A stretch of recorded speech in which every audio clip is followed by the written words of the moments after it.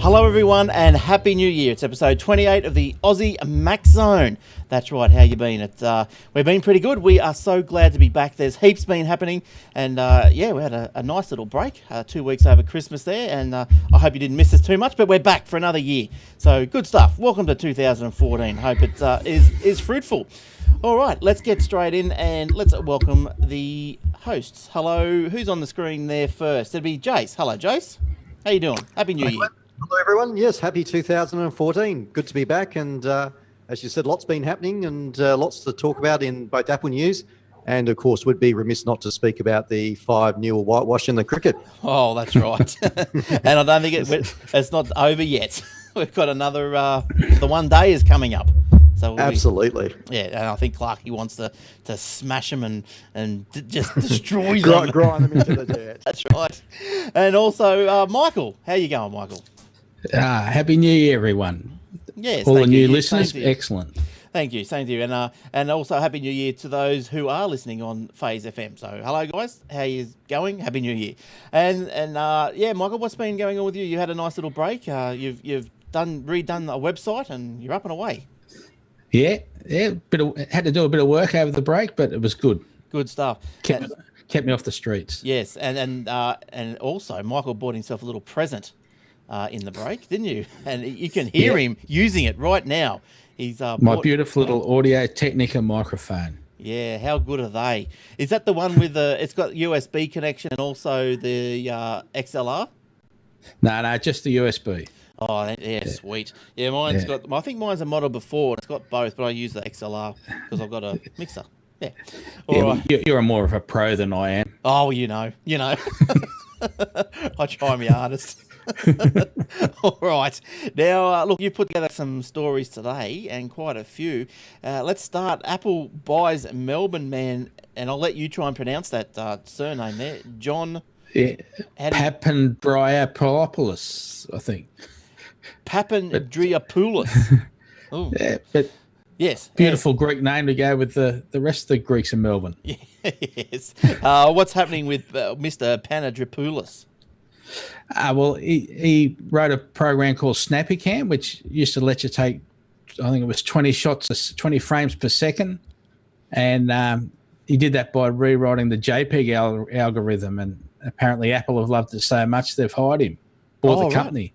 Oh, loved it so much they bought the company. Nice. That's right. Nice. But we can't see his face though. But anyway, so the acquisition of SnappyCam released in mid-2013 could mean more accurate burst mode shooting for the iPhone, possibly just through software updates issued over the air. No price has been given for the acquisition. Well, there you go. Yeah, but I think they bought him for his brain, I think, because he went to Melbourne University and he got the Chancellor's Prize in 2007 when he worked out an algorithm to improve broadband speed from what they tell us is the best at 20 megabits a second. He got it up to 250 megabits a second over copper. Yeah, right. Holy dooly. Maybe Malcolm Turnbull needs to be speaking to him. Yeah, Malcolm should have hired him.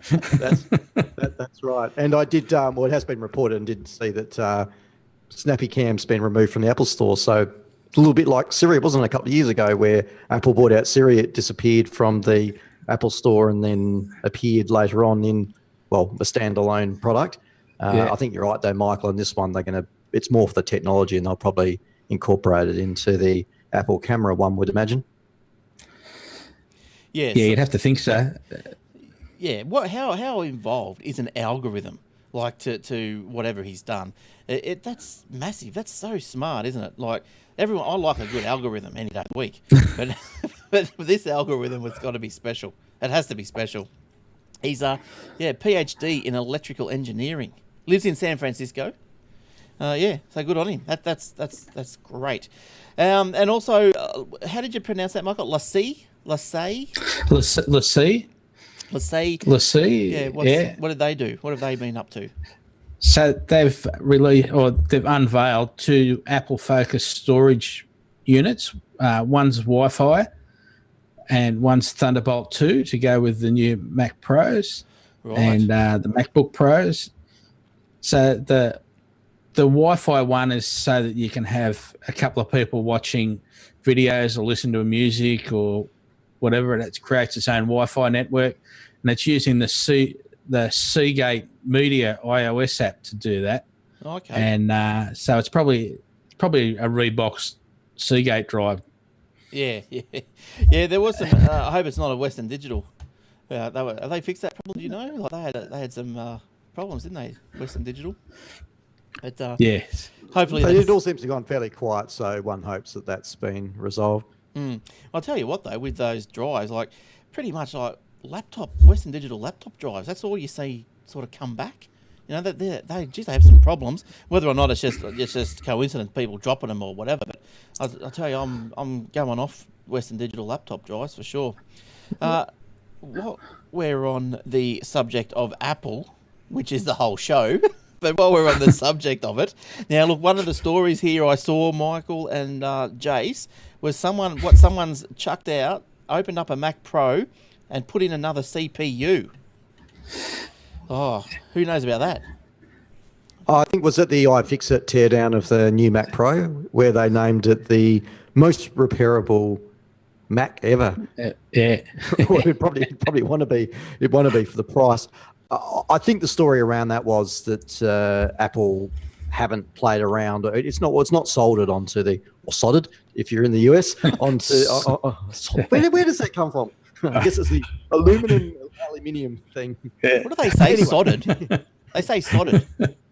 Soldered. Yeah. Yes, you don't beats me. It's soldered. It's like also another one that I hate is cache.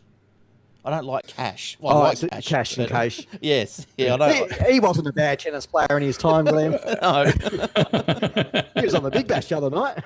That's right. I saw him. Yeah. How good is that Big Bash? Like, I haven't really been watching too much of that in previous years, but I got into it this year because it's the only thing on TV. You turn on the TV at 8:30, you're always sure to see a good game, and they come down to the wire. They're excellent. Love them. You see Cashy there? Or Casey. No, what should we call him? Pat Cash. All right, there. Pat Cash. Yeah. So anyway, the CPU is using the chip socket that you would find on any, I guess, generic motherboard. So the story is there that if you bought the cheap, in inverted commas, Mac Pro, you could swap out the 8-core version. 6-core, 8-core, 12-core, whatever, the lower core version with the higher core version because it is chip compatible. Memory upgrades were always able to be done, and the SSD drives just plug in, so you are able to upgrade those as well. Yeah, so more specifically, it was Other World Computing, or OWC, as they're more affectionately known. They specialise in hardware and Mac upgrades. So it installed an Intel 8-core E5-2667 V2 in place of the stock 6-core E5-1650 version 2. And they said that the performance on one of the Geek bench scores has come up with has said that it was a 30% boost in multi-core performance. But geez, I don't know. Would you go pulling apart a Mac Pro just to do that? I don't know. No. How much of those things? I'd like to have one to be pulling apart. Yeah, but will they all go back together? Who knows? There you might find some spare bits there. So they haven't been released out here yet, have they? They're on the Apple officially. Store. You can order them. I think, like everywhere now, you're not getting them until February at the earliest. They haven't got any in. I haven't seen any of the Apple stores I've been in over the break. No, me neither. So. Yeah, so it's going to be February, isn't it? We're in Australia. So. Yeah, the dollar's you dropping. hang out a bit longer. Yes, the dollar's dropping. So look out, it could be ages away. All right. Just while we're on the Mac Pro, I did see one story that they can be used sideways. I don't know why you'd want to lay it down, but Apple say you can use them when they're laying down. You would want to roll off the desk. Yeah. Well, maybe or if it got hot, it'd fly through the wall. The Thunderbolt, it's gone. You could use it as a rolling pin. There to hold it in place. Yeah. That's why you need cables. Secure it to the desk with your Thunderbolt cable. Yeah, well, it's a funky little shape, isn't it? So, like, yeah, that's cool. So whether or not, why would you lay it down unless you had like a bench that you had to squish it in under? Yeah, something? Or done it. maybe if you do a lot of video when rendering, you'd have like a wine rack next to you, and you stack them all on the sides nice. in the rack. Nice. Yes, Jace. Yes, Have a love rendering it. farm. Oh, the rendering farm! I love it. All right. Well, I'm just gonna go and think about the rendering farm for a sec, and we're gonna come back after this break. Oh, I love it.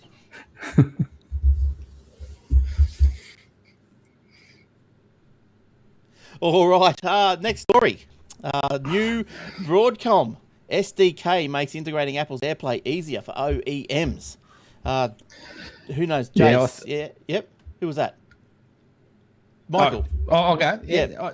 I just think it's great that they are releasing it so that other people, we will get more choices of what's available, and hopefully they'll do the video as well as the audio.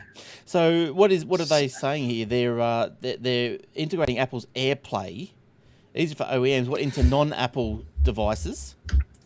Yeah. Well, yeah. So if Bose or Samsung want to make a speaker that will play nicely with Apple's I'm not sure iPads, Samsung would be wanting to do that, would they? or Google, one of Google's devices, or Yeah. Nice. Yes. Well, now they can. And it just brings it down to the chip base, so it's really simple. It should be really simple just to do it, so that it's connected in a way. Now, is anyone doing that with the video yet at all? I know Denon are probably the one that comes to my mind that is doing AirPlay for audio, but there isn't a lot around at the moment, is there? Maybe it's just Denon and Marantz, is it, who are supporting AirPlay audio, I think. So Apple probably fallen a little bit behind there, where there's obviously some competing technologies that are coming out, and they've opened up their chipset API standards, and they're getting adopted. Yeah, I think it's Google's price of giving everything away, isn't it? So Well, I'll tell you what I bought over the break. I bought one of these little things. I just happen to have it right here. And it's a little speaker. So it's one speaker that side, one speaker that side. And for those on audio, it's just a little rectangular box with a speaker on each of the longer sides. And it's great. It's a Bluetooth. So I can Bluetooth music to it from my iPhone. It's brilliant. I love it. And it's not bad. It's only like $50 or something. And look, the sound that puts out is really good, rather catchy. So maybe these things, you can see these things coming into JB Hi-Fi, Dick Smith and all that.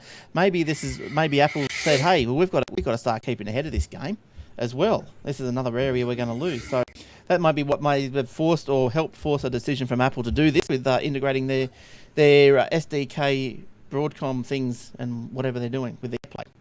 So that's good, but AirPlay is great. Maybe we'll get an AirPlay TV pretty soon without the hockey puck. But will 2014 be the year of the Apple TV? Who knows? It has to be coming soon, doesn't it? It has to be soon. Oh, They've been maybe this decade. Maybe they've been banging on about it for a while. So yeah, hopefully that'd be pretty cool. Well, yeah, cool. Apple haven't been banging on about it. The press. Every other man and his dog does. But. Yeah, fair enough. Yep. All right. So, I suppose it keeps us talking about Apple, doesn't it? It does. Now here's something. This is what every single man should need in his little life, in his pad, is a crock pot.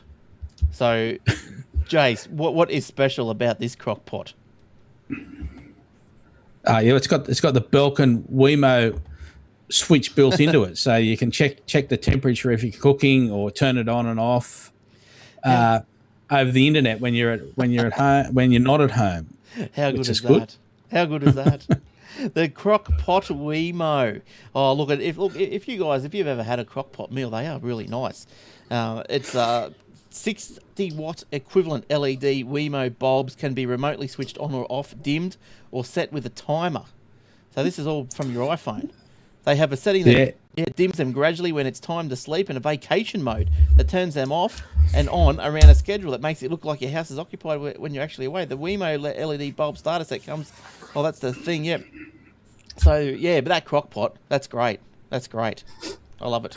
What else? I don't know what the difference between that and just a crock pot with the Wemo switch in between. So you just turn it off when you're away, and so instead of cooking it for 8 hours, you cook it for 4. But I'm looking forward to trying it out. You can only turn it on and off then. This allows you to adjust the temperature as well, doesn't it? Yes, it does. Yes. So this one here goes on to say, for the rest of your stuff that isn't connected to the internet and that can't be plugged into a Wemo switch, sprinklers, pool filter, that sort of thing, there's a do-it-yourself approach with the Wemo Maker Kit. It's not exactly plug and play, and you'll need basic wiring. Oh, look out. You'll need basic wiring skills. Oh, that's me. That's me gone. But, it's just it's a little box that's basically got 2 screw terminals, and that's what turns it on and off. Oh, okay. So because there's some things that you need. Just turning, like you turn your TV on doesn't actually turn your TV on. It if you just apply power to your TV, it doesn't necessarily give you a picture. Right. Yes. Or if you turn your pool filter on, that should work. But there are things that actually don't turn on when you turn the power on. So you need to be able to adjust them somehow. So they're going to put a relay or something on here. Is that what? Rather than just, effectively. Because at the moment you'll be able to get for a while, haven't you, the Wemo, which is basically the on-off switch that is, comes onto your home network, and with your iPhone or iPad, you can turn it on or off. But as you say, that works fine for a lamp or something like that, but not for a TV or something that's got a switch, a secondary switch on it. So that's going to rely maybe upon the device still being able to support something, one would think. But I suppose, what could you do with a TV? Well, that's where your wiring skills would come in, wouldn't it? You'd have to somehow bypass the off-on switch and keep it on if you wanted to use it. And, of course, especially in audio-video, a lot of that can be supported via either infrared, or some do support relay. So if you're going all out with, maybe a AMX system, or, the full-on systems where you can wire that in, they do support having a remote relay to be able to turn them on and off. Oh, yes. But that is starting to get into. It's not a dangerous thing. It's not pulling all the electrical apart and rewiring from that perspective. But it still is a little bit of trickery in getting all of that to work. But it all sounds good. Sounds like I think that's why it's a more fun toys to play with. Yeah. Well, I think things like the pool filter and sprinklers, that's good. Like, because I used to have a pool, and the filter, sometimes you might want to turn it on. I don't know for what reason. You might want to turn it on. The filter, unless you want a green pool, you probably do want it on. Yes, but there you go. Yeah, so how good is that? There's no price yet for the Wemo Maker Kit, but and from what I've seen, the switch and the LED bulbs. Well, there's those, and there's the Philips, isn't there? That's are probably the two main ones at the moment. And I've been pretty keen on getting some, but they're all expensive. And even the Wemo LED bulb starter set here is $130 for the controller and 2 bulbs, which isn't so good for us, where we've got downlights, and there's 4, 6, 8 in some rooms. So that becomes a little bit expensive to go swapping all your LEDs. You have to go to the Philips one if you want the downlights, because they got little downlight ones now. The Philips Hue system. Yeah, I've seen those, but they're still pretty pricey. But I am keen on getting some of those for a bit of a play at some stage. The good thing about those, of course, is you can change the colour of the light, which is very cool. Yeah, that's pretty cool. So there's no price set yet for the Wemo Maker Kit, but the Crock-Pot Wemo Slow Cooker is $100. That'd be US. So that's all right, isn't it? You can get that on eBay. That's what everything needs, like you say. That's right. Belkin says everything will be available in spring, US. That's that. When spring? That's our autumn. Autumn. Yeah, March, April, June. There you go. Yeah. Cool. Yeah. So that looks like a pretty good. Yeah, that's pretty cool. I could do that. I could do that for sure. All right, now first show back since the new year. We've got heaps more of stories. I don't know how we're going to fit it all in tonight, but we've got heaps more, and we'll be back shortly. Yes, and welcome back to episode 28, Aussie Mac Zone. As I said, we've got heaps of stories, so let's keep keep bludgeoning on. CES. Oh, talk about CES. Has anyone been following CES recently? Yeah, it's dominating the airwaves at the moment. So I think most stories I see through Twitter and on a lot of the blogs that I follow are reporting fairly heavily on CES. Nothing too exciting at the moment. Probably, a lot of iPad covers, a lot of funny little things like that. Probably the most interesting thing so far has been the story where Samsung had Michael Bay, the Transformers director, as a guest speaker, and there was an issue with a teleprompter, and he went up on stage and was going to wing it, but then found himself lost for words, and he just waved to the guy from Samsung and just walked off the stage. That was probably the most interesting thing that I've seen of CES so far. But that is just that is crazy. Like, so this is the director, so obviously he would have. Surely he doesn't get stage fright or whatever. He just mustn't have. Why would he walk off? Why wouldn't he just make something up and just say, "Oh, listen, the teleprompter's just stopped. I know pretty much what I'm going to say, so I'm just going to say it might not be everything, but we'll just plow on anyway." Maybe he had no idea what he was going to say. Well, that's just the poor preparation, then, isn't it? So that's no good. But yeah, he must have felt bad. I mean, after giving us Armageddon, maybe he was he just thought better of it and had to just walk off. They are. Yeah, so, but Samsung, I don't know why Samsung would be copping any heat. Is Samsung copping some heat as well? But it's nothing to do. They shouldn't be. Well, Samsung are copping a lot of heat at the moment. All the patent stuff has come up again. The Apple versus Samsung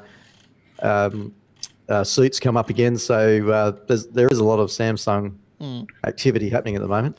Well, it's very interesting the way a lot of US sites report those. They all sort of start with the patent cheats or the patent copiers, or I'd like to see Apple are the good guys, good Americans. Well, they're American. It's very interesting. Don't steal our patents. We're American. So, and also this year at the 2014 CES, participants are partaking in an iBeacon-based scavenger hunt to explore the event and are rewarded with prizes. So there you go, that'd be fun. I wonder if anyone that listens to the show has gone over there this year, and what prizes are there? And speaking of prizes, just before we'll come back to that. We'll keep going with this, and then I've got something else to tell you. So any other comments, Michael? Did you have something to say about the iBeacon scavenger hunt? They just sounded like they were fun, and I think just by being the first one to reach a stall or get the directions to the next stall, then you go and get a prize. And I think that's the way they're working it. But it's a good way of advertising that iBeacon system and showing how it works in a very, very big area with lots and lots and lots of people, because it's a massive, massive show. Yeah, for sure. It's apparently you downloaded the CES mobile app onto your handheld device, and you are encouraged to explore all areas of the show through the scavenger hunt app and whatever. Collect badges, as Michael was saying. Yeah, look, I guess it's a good demonstration of technology. So we spoke about it some weeks ago that Apple are using it in their stores now. So it uses Bluetooth low energy, little transmitter, and when you get close to the transmitter, be it a particular stall, or in the case of the Apple Store, when you come up to the Mac Pro versus the iPads versus the MacBook Airs, you'll get a little different message or video or something come up, through the app explaining things. So scavenger hunt sounds quite an interesting application for iBeacon. So hopefully I've only seen the story reported that that's what they're using. I haven't seen too much as to what's coming up on the app itself. Is that it'll be interesting to see. Is iBeacon something that you think that maybe be able to be integrated into all this geocaching? Or are they against that? It's just totally GPS stuff? Well, I think that would be another application for it, wouldn't it? But you'd need to be able to power it, so even though it's low powered. So people are out doing their geocaching and hide it in a tree, it's going to have to be a tree with a power point in it to be able to. It needs to be able to transmit, a signal out for you to pick up. It's only got to be a battery, only a little battery. Or a solar cell, I guess, Michael. So I guess it could happen. Yeah, a little solar cell. There you cell. go, Glenn. Yeah. Oh, well, I'll get a couple. Now, Patent it quick. Patent Patent that it. one before Samsung steal it. that's right. Oh, it won't matter. They'll just steal it. Now, before the holidays, I'm not sure if I did mention to you guys that I bought something from Kogan, a mystery product, and it came. I thought I'd just tell you what it was. It was $10. You give them $10, and they send you a mystery product. And this is what it's still in its packet. It's a little MP3 player, and it looks very similar to what are they, an iPod Shuffle? That's what it is. So thanks, Kogan. Not sure what I'm going to do with it, but thanks anyway. Must have been surplus. All right, now where are we with time and everything? Geez, time's getting away. Apple changes bylaws facing criticism over diversity. What's happened there? What's going on with that? Well, because of their charter, and there's the lack of females as executives and directors of companies, and also people from other areas from around the world, like races and stuff. The Spanish in America and things that they've said that they're going to include them in as positions within the business. Yeah, so it's a bit. It says they're going to include them, but it doesn't say they're actually going to do it. That's Yes, yeah. As the story goes on here, it says that the nominating committee is committed to actively seeking out highly qualified women and individuals from minority groups to include in the pool from which board nominees are chosen. Now, this is all in the charter PDF, and it says, though it doesn't make any concrete promises. The statement has been on the company's proxy for several years, but not on its charter. The addition comes after criticism from shareholders, Trillium Asset Management, and the sustainability. Yeah, that's. So it's still. But you want. Because I think, look, overall, diversity is a very positive, thing, and it's probably getting rid of, like the boys' clubs and things like that, that have happened in the past, to make it more around, equal opportunity for everyone. And it's not just a sex thing. It's not just a race thing. It could be that if you are in, what typically makes up management at the moment, if you aren't in with the right clique or group of people, you still might be what's considered in the majority, but you're still not making it. So I think it's a positive thing around, equal opportunity. And Tim Cook's very, very, very big on this. And it's interesting that he's, before, I guess, under Steve, Apple was all around Apple and its what Apple produces with its devices. Where Tim has come out, and I guess it's a lot more of a human touch, isn't it? That he's come out around their diversity and equality, and that he's very committed to it. And it's also come through in Apple's donations and sponsorship, where that was never spoken about before. And Tim's very strong on that, and speaks about it a lot. So to me, I think it's a very positive thing coming out from Apple for this to be spoken about and supported now. Yeah. As long as maybe messaging that's come through, that where the criticism is, it's which I don't think this is what is intended, that it's not around tokenism, and that's maybe what some people are suggesting. Yeah. It's just more around putting in place equality, so everyone can compete on an equal basis. And with that, you would expect there to be more diversity, whether it be gender or race, that are going to be in those management type positions. A lady CEO. That would be interesting. Well, maybe one day, and again, it should be the right person for the job. Yeah, well, yeah, exactly. But Apple have had females in high positions for a long time. Like some even down to some of the early programs back when the Mac first came out were written by women. There's the lady that's just been hired to look after retail. So they've had females all the way through. I think they're. So this is. So just making it, just stating it now, whereas you know. He might. I They've think had them, but maybe they're just trying to put out a couple of fires that might before they get started. Yeah, and that was in Tim's Christmas message as well to the staff, where he spoke about a good year, and he said one of the things that makes Apple's strong is their commitment to diversity. You know, supporting people's lifestyle choices and things like that. That we end up with that diverse mix that all contribute to the company. So I think good on Tim. Good stuff. All right. Again, heaps more stories, and we'll get through them after this.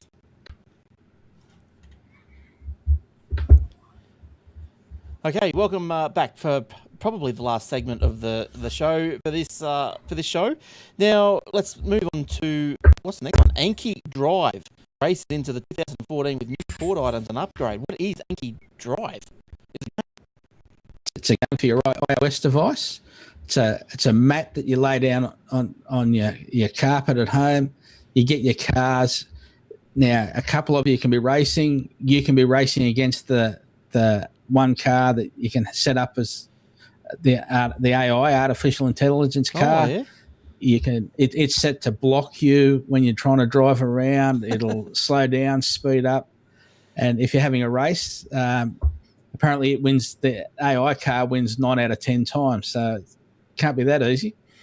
Yeah. Okay. So you've They demonstrate this at a keynote, and you can play in a number of modes. Where I think you can also have it where you can fire virtual cannons or lasers at each other and blow the other car off the track. So it's I've only seen a demo. I haven't seen it in real life, but it looks pretty good. So this is for those that don't know, like me, it's a ANKI drive. ANKI drive. Now, so it's a mat that you put on the floor. And have you got a physical car? And physical cars. Physical cars, yeah. And how does the computer... So like you can run off an iPad or, iPads. And again, this is using around low energy Bluetooth to communicate. It has artificial intelligence in it to drive the other cars, and you can obviously control a car, or a couple of you can control cars. And it... is, I guess, a mixture of both an iPad game and a physical game. Yeah, that the cars actually move around on this on this mat, and that's how it tracks where it is, and it's pretty, as Michael said, pretty good at winning. Yeah. So now you can buy this in Australia. This is available here. I don't know, Michael. Have you seen it? I believe it is available at the Apple Store, yes. Quite nice. We might have to have a look at that one. Have a look. Yes. So might be one. Yeah, buy one for the kids. They're too late. Yes. That's Christmas is gone. Next year. Now, drivers like you, just like you, have raced roughly 42 million laps around the Ankai Drive track, the equivalent of doing the Monaco Grand Prix almost 540,000 times. The AI car hasn't made it easy. Yes, as Michael said, when set to hard, it's 9 times out of 10. So, yeah, cool. The Anki Drive. Oh, I'll have to look at that. Yeah.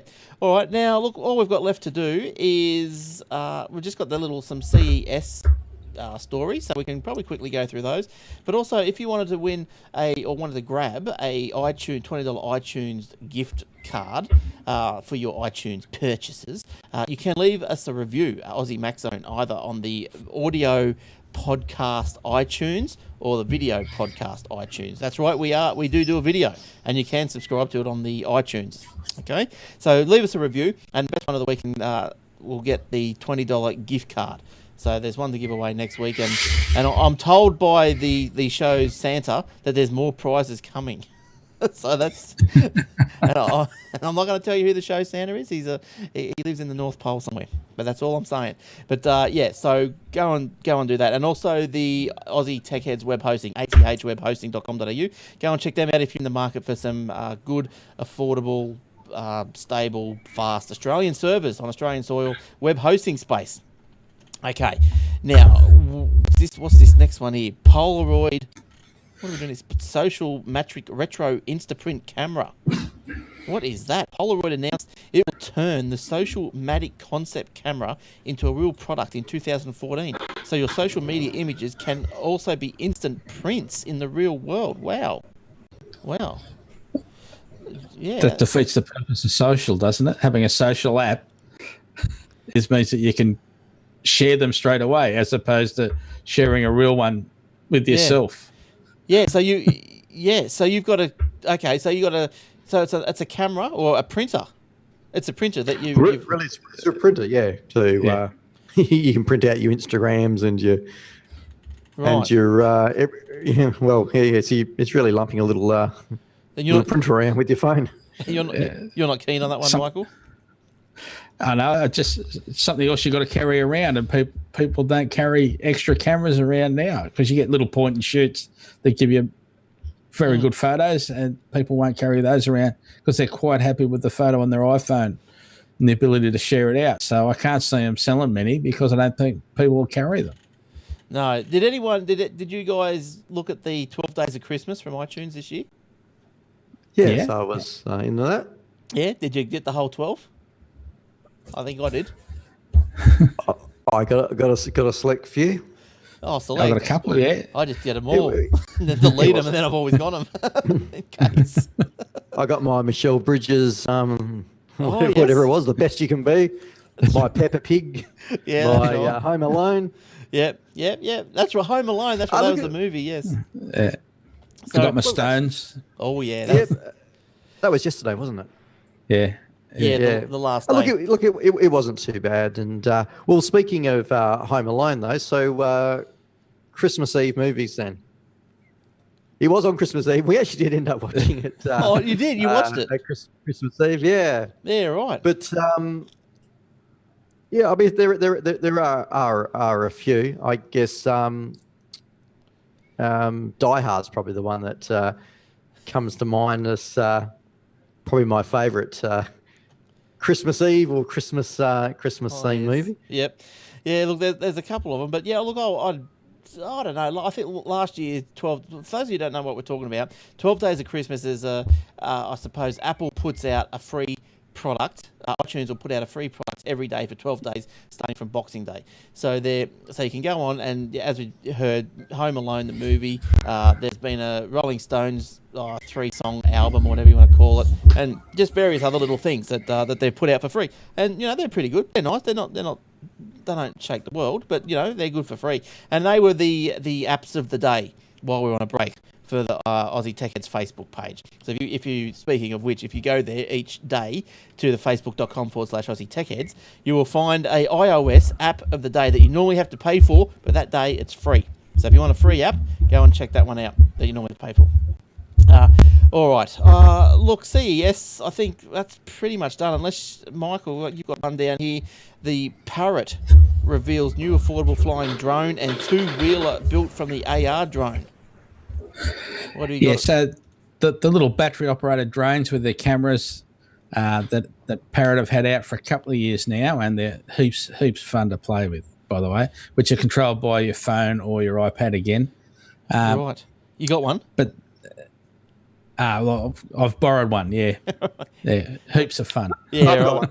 I actually spent some time over the holidays replacing a cross brace in one. They're good when they're flying. They're bad when they crash and bits of them break off. But yeah, they're so these are the ones that go around annoying everyone, Glenn, when you can sort of fly them over neighbours' backyards, and they're looking at bringing laws in as to where and when you can fly your drones. Oh yes. Well, they sound good. But what happens if you crash one? Do they break easy?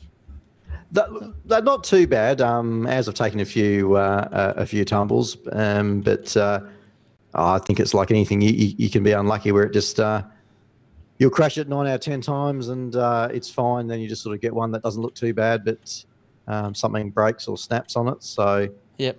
You get used to having to do running repairs, Yes. running repairs on it. But the camera on's pretty good. I mean, it's got a 700. So we've got the Drone 2. AR Drone 2, and it's got a 720p camera on it, so it takes some really good shots. You can get it fairly nice. high in the air. But I think this new one is going to be smaller, and also you can put wheels on it. So it's actually something that you can drive up walls and on the ceiling. I think they were saying on CES. So How cool is it that? sounds pretty good. I'm keen to see more as to what it looks like. I don't believe there's been a date announced yet as to when it's coming out, other than it will be in 2014. But it looks another fun toy. Now, look, if you haven't caught the CES, I think there's a couple of days to go. It goes to about the 10th, I believe. We'll run something like that. Still the 10th. That's in Las Vegas. So jump into the internets and have a look for some get up to speed with the latest gadgets that are coming out in the near future. Well, look, that's about all we've got for you for this show. That's welcome back, and welcome back for another year. Hope you stay with us. So the show notes, all these show notes, and probably a couple more that we didn't quite get to, will be up on the AussieMacZone.com.au website pretty much after the show, and you can go there and have a look at those show notes if you want to source the original source. All right. Anything else that you had before we go? I think that's pretty much it. I think we might have covered everything. Yeah, it's good. I think so. Don't forget the $20 gift card voucher. And I was remiss. I didn't mention who they're from. They were from ithelp2u.com.au. That's ithelp number 2 letter u.com.au. So thanks IT Help to You. That's great. All right. Next week, another lot of stories, another lot of banter, and I hope you can join us then. So Michael, good night, and Jason, good night. And good on everyone. Great to be speaking Apple again for 2014, and look forward to more stories next week. For sure. And hopefully Garth will be back next week. So I spoke to Garth today, and he said he's hoping to be here next week. So we'll welcome him back then. All right. Until next show. It's bye from all of us. Bye bye.